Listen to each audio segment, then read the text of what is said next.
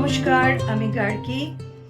দীক্ষার পক্ষ থেকে আমি তোমাদের জন্য, আমার সকল ছাত্রছাত্রীদের জন্য এবং যারা আগামী আর কয়েকদিনের মধ্যে ইউনিভার্সিটি এক্সামে বসছে, তার কারণ এখন তো মাধ্যমিক বা উচ্চ মাধ্যমিক কিছু নেই, কলেজের পরীক্ষাগুলি সেমিস্টার বিশেষ এখন হচ্ছে। তো সেই অর্থে যাদের এখন সামনেই ফাইনাল সেমিস্টার, যারা 6 সেমে রয়েছে, তাদের সকলের জন্য আমি আজকে রিসোর্স সম্পর্কে কিছু জিনিস তোমাদের আপকামিং এক্সাম নিয়ে আলোচনা করব। তার কারণ এই ছোট্ট টাইম পিরিয়ডের মধ্যে রিসোর্সের প্রত্যেকটা অংশ ধরে ধরে তোমাদেরকে বলে দেওয়া বা টপিক ওয়াইজ এই জিনিসটা আলোচনা করা আমার কেন জানি না মনে হয়েছে সেটা হয়তো সব একদম পুরোপুরি সম্পূর্ণ করা সম্ভব হবে না।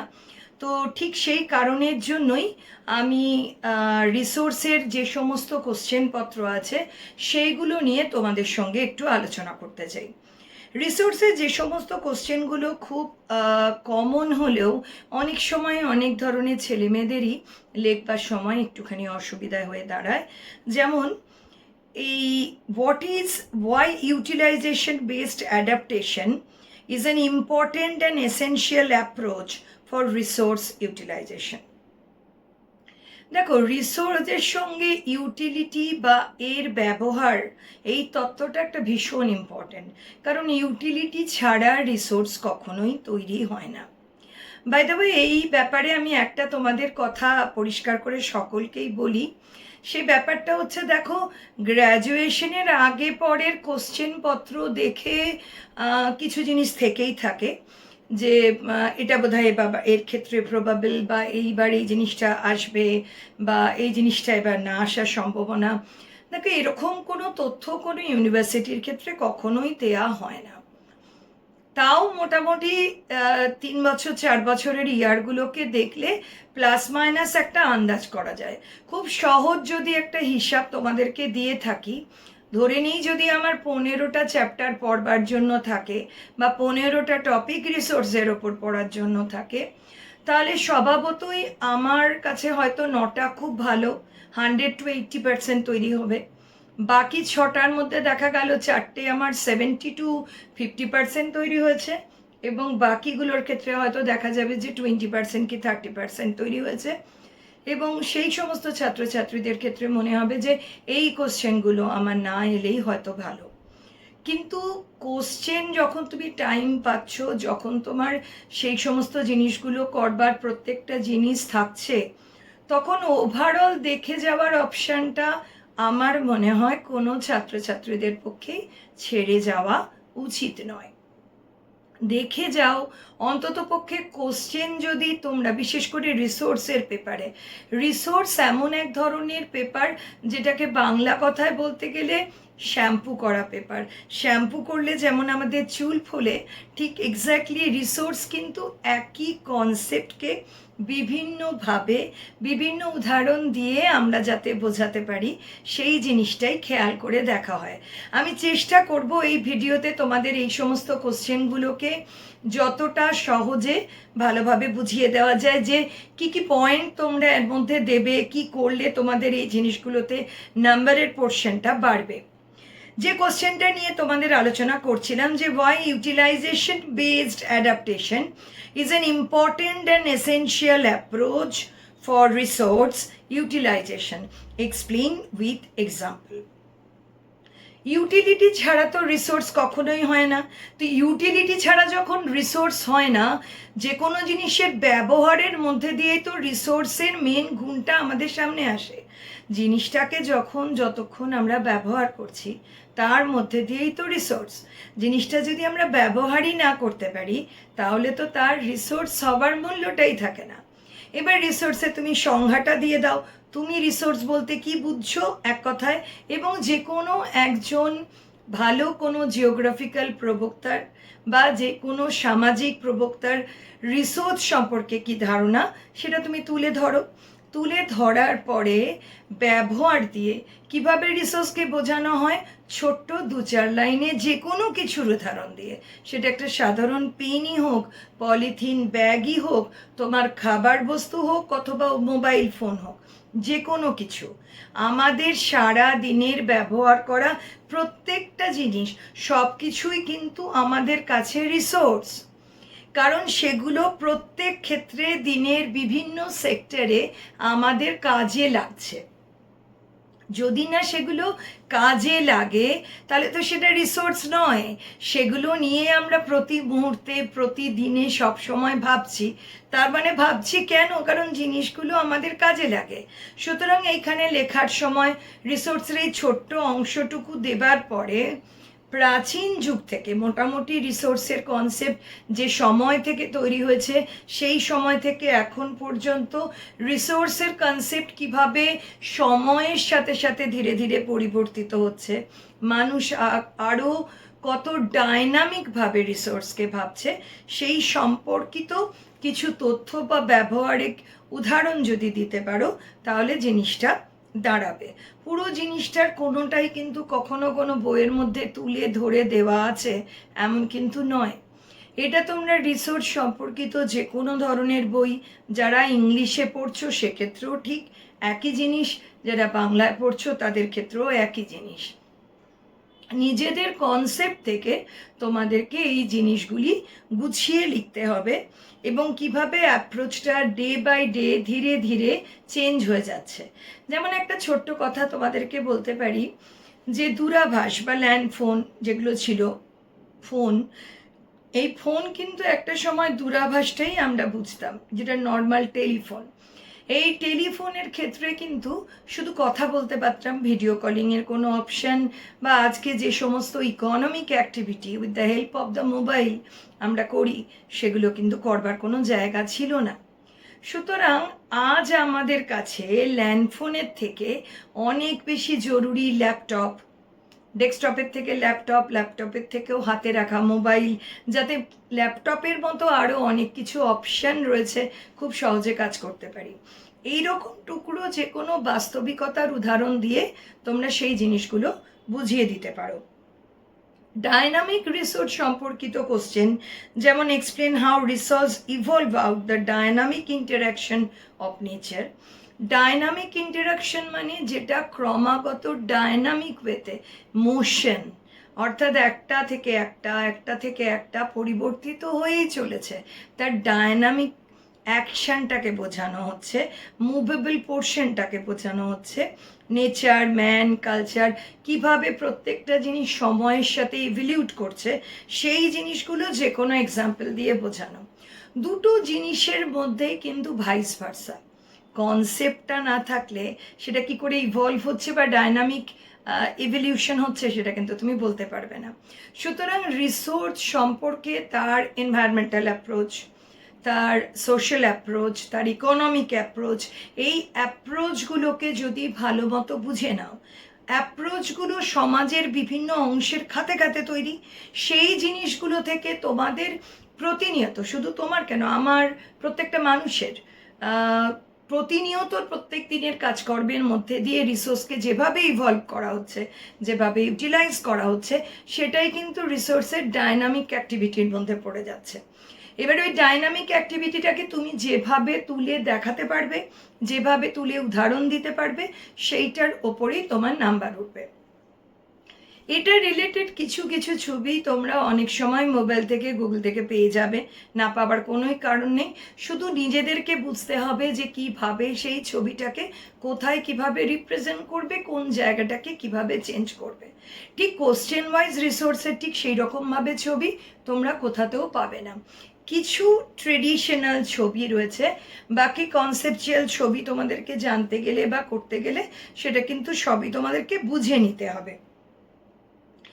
আরও এক ধরনের কোশ্চেন সম্পর্কে তোমাদের বলি, যেমন what is the sustainable development of resource and why is the idea of the conservation so important nowadays? The question কি বলছে, what is a sustainable development of resource? Sustainable development যদি তুমি কি জানো তাহলে রিসোর্সের ক্ষেত্রে সাস্টেনেবল ডেভেলপমেন্টটা কী করে কাজ করছে তুমি অনায়াসে বলতে পারবে। যেমন প্লাস্টিক দিয়ে বলা যেতে পারে, আমাদের ভেজিটেশনাল রিসোর্স যেটা ফরেস্ট রিসোর্স সেটা দিয়ে বলতে পারো, দৈনন্দিন অনেক খাবারপত্র শাক সবজি যে কোনো জিনিস দিয়ে চট করে উদাহরণ দিয়ে দেওয়া যাবে। So why is the idea of the conservation so important nowadays? এখনকার দিনে এই কনজারভেশন জিনিসটা কেন এত বেশি ইম্পর্ট্যান্ট হয়ে উঠেছে? তার কারণ রিসোর্স ইউটিলাইজ করতে করতে আমরা দেখেছি যে রিসোর্স একটা সার্টেন মোমেন্টে এসে বেশ কিছু রিসোর্স, যেটাকে ফ্লো আর ফান্ডে ভাগ করা হয়। Flow resource it's mean dynamic, move করছেই, যেটা শেষ হবার কোনো ব্যাপার নেই চট করে, একেবারে শেষ হয় না এটা বলছি না, লিমিটেশন অনেক সময় বা লিমিটেড অনেক সময় হয়ে যায়। সেটা যদি আমরা কন্ট্রোল না করি তাহলে কি হবে, সেই জিনিসটার একটা বড় গ্যাপ পড়ে যাবে, সেই গ্যাপটাতে এনভায়রনমেন্টাল পলিউশন স্টার্ট হবে। জাস্ট লাইক ইউর ডিফরেস্টেশন, গাছ আগেও ছিল, এখনও আছে, মাঝের সময়ও রয়েছে, কিন্তু গাছের এই কম বেশি থাকার যে জায়গাটা বা গাছের এই ডিফরেস্টেশনের কনসেপ্টটা, আজ মানুষ কেন এত কসাস? বিকজ ডিফরেস্টেশন হবার ফলে প্রকৃতিতে কী কী বা নেচারে কী কী কনসিকুয়েন্সেস এসছে সেটা মানুষ তো দেখে নিয়েছে। দেখে নেবার পরে আজকে বুঝে গেছে যে যতই এই ভেজিটেশন বা ফরেস্ট বলে রিসোর্সটা আমাদের সঙ্গে ওতপ্রোতভাবে জড়িত থাকুক বা সারা জীবন থাকুক, যার ক্ষয় নেই, কিন্তু তারও ক্ষয় আছে। আমরা যদি নির্বিচারে সেই জিনিসটাকে শেষ করে দিয়ে যাই তাহলে সেটা আবার নতুন করে তৈরি হতে গেলে একটা পার্টিকুলার টাইমের তো দরকার। সেই টাইম পিরিয়ডটা কী হবে? সেই টাইম পিরিয়ডটা কিন্তু আলটিমেটলি আমাদের কাছে এসে কি দাঁড়াবে, সেই জায়গাটাতে একটা গ্যাপ তৈরি হবে। অ্যান্ড সেই পার্টিকুলার গ্যাপটা, সেই জায়গাটাতে যদি আমরা কনজার্ভ করে কিছু রাখি resource, that we can utilize that time. কিন্তু যদি আমরা কনজারভেশনের মধ্যে দিয়ে না যাই তাহলে তো সেই সময় কিছুই থাকবে না। সুতরাং কনজারভেশন জিনিসটা কি? সঞ্চয়। আমার মানসিকতা, আমার কালচার, আমার শিক্ষা আমাকে এটা শেখাচ্ছে যে এটা এতটা ইউজ করা উচিত, এতটা রাখা উচিত। আমরা আমাদের প্রত্যেকের বাড়িতেই বাজার করে নিয়ে এসে একদিনেই তো সমস্তটা খেয়ে ফেলি না। প্রত্যেকের বাড়িতে ফ্রিজ কনসেপ্টটা এসছে। এবার প্রশ্ন হচ্ছে ফ্রিজ কনসেপ্টটা তাহলে কিসের জন্য এসছে? ফ্রিজ কনসেপ্টটা এসছে যাতে জিনিসটাকে ফ্রেশ করে স্টোর করা যায় এবং যেটা আরও আগামী 2 দিন কি 3 দিন আমরা ভালোভাবে ইউটিলাইজ করতে পারি। তো এই জায়গাটা থেকে যে জিনিসটা দাঁড়াচ্ছে সেটাকে আমরা বলছি কি কনজারভেশন। এই কনজারভেশনটা সাস্টেনেবল ডেভেলপমেন্টের সঙ্গে কি করে কোরিলেট করছে? তার মানে সাস্টেনেবল কনসেপ্ট মানে কি, কনজারভেশন মানে কি, how they are correlate to each other, সেটাকে তোমার মতন করে লিখতে হবে। কিছু কিছু জিনিস দেখো, প্রত্যেকটা সাবজেক্টের ক্ষেত্রেই বেশ কিছু জিনিস থাকে যেগুলো সত্যিই সবাইকে মুখস্থ করতে হয় বা বাই হার্ট লার্ন করতে হয়, কিন্তু দ্যাট মিনস এটা নয় যে তুমি সেই জিনিসটা পড়তে গিয়ে বা করতে গিয়ে ওইখানেই আটকে যাবে, তার কনসেপ্ট উঠবে না। কারণ গ্র্যাজুয়েশন বলো বা হায়ার এডুকেশন সিস্টেম মানে তোমার শরীর মনের মধ্যে সাবজেক্টের বেসটা ঢুকে যাবে না। যদি ঢোকে তুমি শুধুমাত্র বই পড়ে তার চেষ্টা করে সেটাকে নিয়ে এগোতে পারবে না, বিকজ তোমাকে ওই কনসেপ্টটা বুঝে নিতে হবে যে কি করে এগোচ্ছে বা কি করে ধারাটা চলছে। যেমন একটা মানুষের রান্না করতে গেলে কড়া চাই, খুন্তি চাই, তেল চাই, সবজি চাই, যেটা করছি এইগুলো বেসিক, সব দেশের ক্ষেত্রেই সমান। এবার দেশ অনুযায়ী সবজি আলাদা, কোথাও হয়তো পার্টিকুলারলি তেল আলাদা, কোথাও মশলা আলাদা, কিন্তু বেসিক কনসেপ্টটা তো বাদ নয়। আমি গ্যাস ছাড়া, চুলা ছাড়া তো সেটা করতে পারবো না, নয় মাইক্রোওয়েভে করবো, নয় এয়ার ফ্রায়ারে করবো, কিছু না কিছুতে সেটাকে তো মানুষের খাদ্য খাবার মতো জায়গায় আনতে হবে। সুতরাং এই কনসেপ্টটা বুঝতে হবে। আরও কিছু কোশ্চেন রয়েছে, যেমন রিনিউয়েবল নন রিনিউয়েবল রিসোর্স। রিনিউয়েবল নন রিনিউয়েবল মানে যেটাকে তুমি আবার ব্যবহার করতে পারবে সেটাই রিনিউয়েবল, যেটা করতে পারবে না সেটা নন রিনিউয়েবল। কিছু কিছু জিনিস আছে যে for the long time non renewable হয়ে যায়, যেমন যেগুলোকে আমরা ফান্ড রিসোর্স বা গচ্ছিত সম্পদ বলে থাকি, different type of mineral, petroleum, আরও কিছু কিছু জিনিস রয়েছে, সেগুলো তোমরা প্রত্যেকেই জানো। রিনিউয়েবল রিসোর্স যেমন আর্থের মধ্যে সয়েল থেকে শুরু করে এয়ার, ওয়াটার, সানলাইট, এই সমস্ত জিনিস, ওশেন ওয়াটার, এইগুলো ফরেস্ট, এগুলো সবই কিন্তু রিনিউয়েবল রিসোর্স। বেশ কিছু আরও জিনিস আছে যেগুলোকে আমরা সাস্টেনেবিলিটির মাধ্যমে আজকাল নতুন করে আবার রিইউজ বা রিনিউ করে ইউজ করে থাকি। Discuss the example of conservational approach of resource utilisation. Conserve করে তুমি কি করে রিসোর্সকে ইউটিলাইজ করছো সেটা কিন্তু রিসোর্সের একটা বড় ব্যাপার। এবার প্রত্যেকের ক্ষেত্রে, প্রত্যেকটা ইউনিভার্সিটির ক্ষেত্রে, রিসোর্সের ক্ষেত্রে বিভিন্ন ধরনের টপিক রয়েছে। মিনারেল রিসোর্সের নিয়ে, এগ্রিকালচারাল রিসোর্স নিয়ে বিভিন্ন জিনিসগুলো দেওয়া রয়েছে। সেই জিনিসগুলো কোথায় কিভাবে ব্যবহার হচ্ছে, কি করা হচ্ছে, তার সম্পর্কে কি চিন্তা ভাবনা করা হয়েছে, এই সমস্ত জিনিসগুলোর অ্যাপ্রোচ, মানে কনজারভেশন থেকে সেই জিনিসগুলো কি করে এসেছে। অর্থাৎ কনজারভেশন মেন্টালিটিটা না থাকলে তো আমার অ্যাপ্রোচের কথা উঠতো না। আমি এটাকে সঞ্চয় করব বা সংরক্ষণ করব, এই জায়গাটা থেকে তো এই জিনিসটা তৈরি হয়েছে। সুতরাং সেই জায়গাগুলোকে আমাকে তুলে ধরতে হবে। অনেক সময় তোমাদের অনেকের ক্ষেত্রে এরকম একটা কোশ্চেন থাকে যে ম্যাম এটাকে কতটা বড় করব, কোশ্চেনটা কতটা বড় হবে, এটা তো 10-এ আছে বা এটা তো 5-এ আছে। দেখো, আমি প্রথম দিনের ভিডিওতেই একটা কথা বলেছিলাম, জিওগ্রাফি কেউ ফুল ভাবলে ফুল, হাফ ভাবলে হাফ, যেটাই ভেবে থাকো কেন, মাদার অফ অল সায়েন্স। সুতরাং সায়েন্সের যুক্তি দিয়ে দেখো, কালচারের দিক থেকে দেখো, সোশ্যালের দিক থেকে দেখো, যে দিক থেকেই দেখো না কেন, সম্পূর্ণ বিজ্ঞান ভিত্তিক।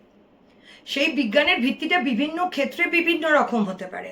এখন তুমি যদি ভেবে থাকো যে এই যে কনজারভেশনাল অ্যাপ্রোচ বলো, ফাংশনাল থিওরি বলো, এই প্রত্যেকটা জিনিস যেগুলো সম্পর্কে আমরা বলছি বা করছি, সেইগুলোর অ্যাপ্রোচগুলো বলার সময় কিভাবে কনসেপ্টটা তুমি ডিল করছো, কিভাবে কনসেপ্টটাকে দেখে তুমি কিভাবে আনসার করছো, সেই আনসারের প্যাটার্নটা তোমাকে প্রত্যেকটা ক্ষেত্রে বুঝতে হবে। এটার মানে এই নয় যে সেটা আমাকে 10 পাতা লিখে ফেলতে হবে, 8 পাতা লিখে ফেলতে হবে, না। যতটুকু দরকার ততটুকু এক্সাম্পল দিয়ে তুমি যদি রিপ্রেজেন্ট করতে পারো, তাহলে সেখানে কম লেখাটা কিছু ভুলের ব্যাপার না। যে কম লিখেছি মানে সেটা ভুল তা না। কিছু কিছু জিনিস এমন থাকে যেগুলোকে কিন্তু লম্বা টেনে বাড়ানো যায় না, সেটা ততটুকুই থাকে, এবং সেই ততটুকু জিনিসকেই ভালোভাবে বুঝতে হবে। আরও কিছু জিনিস থাকে যেমন natural resource, all the thing that available in the nature, that is natural resource. কিন্তু রিসোর্সকে কখন বলবো? যখন সেগুলোকে আমরা ইউটিলাইজ করতে পারবো। আমরা যদি ইউটিলাইজ না করতে পারি, তাহলে ন্যাচারাল বস্তু সামগ্রী থাকলেও কিন্তু সেটা রিসোর্স হবে না। এইটা আমাদেরকে মাথায় রাখতে হবে। আরও কিছু ধরনের কোশ্চেন আছে যেগুলো আমি তোমাদের জন্য বেছে রেখেছি, বা আমার মনে হয়েছে তোমাদেরকে বলা উচিত কোশ্চেনগুলো। সেই কোশ্চেনের মধ্যে আমি যেগুলো দেখেছি আমি বলছি।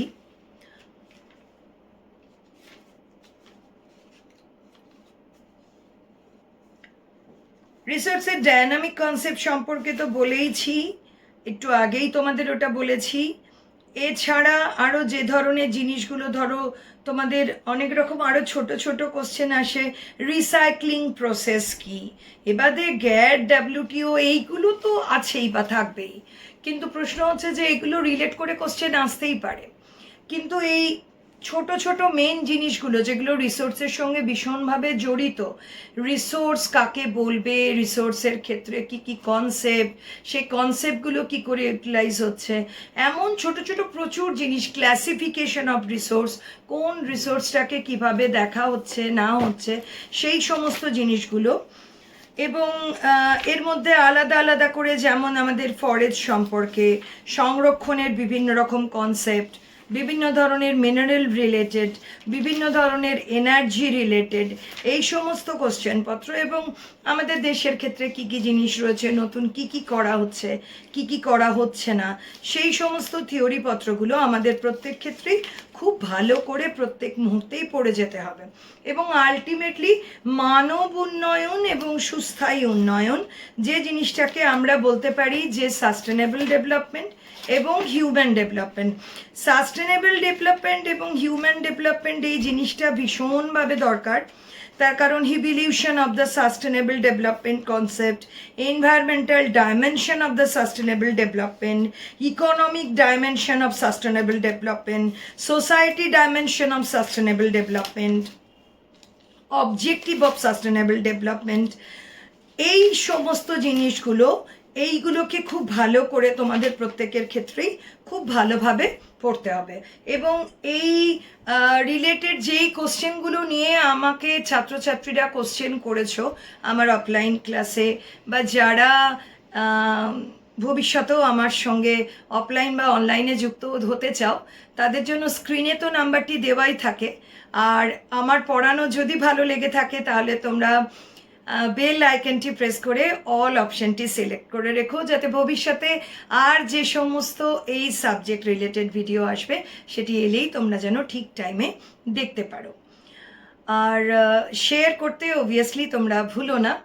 আর স্ক্রিনে তো নাম্বার দেওয়াই থাকে, এ বাদেও যদি তোমাদের কোনো রকম কোনো কোশ্চেন দেওয়া থাকে, মেন যে জিনিসগুলো পরীক্ষার আগে খুব বেশি করে দরকার ছিল, কিছু তো খুব স্ট্যাটিক ধরনের রিসোর্সের জিনিস থাকে যেগুলো তোমরা ছোটো থেকেই পড়েছো বা 9-10 থেকেই পড়েছো রিসোর্স হিসেবে, সেগুলো নিয়ে আলাদা করে তো বলার কিছু থাকে না। তো তারপরে যে সমস্ত কোশ্চেনগুলোর ক্ষেত্রে যেগুলো যে ধরনের কোশ্চেনগুলোর ক্ষেত্রে প্রবলেম বা সমস্যাটা বেশি দাঁড়ায়, সেইগুলো নিয়েই আমি আজকে ডিসকাস করলাম। হয়তো আরও বেশি ডিসকাস করলে তোমাদের পক্ষে হয়তো সুবিধা হতো বা বুঝতে ভালো হতো। তো চেষ্টা করব এর মধ্যে যাতে আরও যতটুকু থট বলো, ডিজাস্টার ম্যানেজমেন্ট বলো, হাইড্রোলজি বলো, এই সমস্ত কিছু জিনিসগুলো নিয়ে টুকরো টুকরো করে মেন জিনিসগুলো বুঝিয়ে দেবার আমি চেষ্টা করব। তো আজকের জন্য এইটুকুই।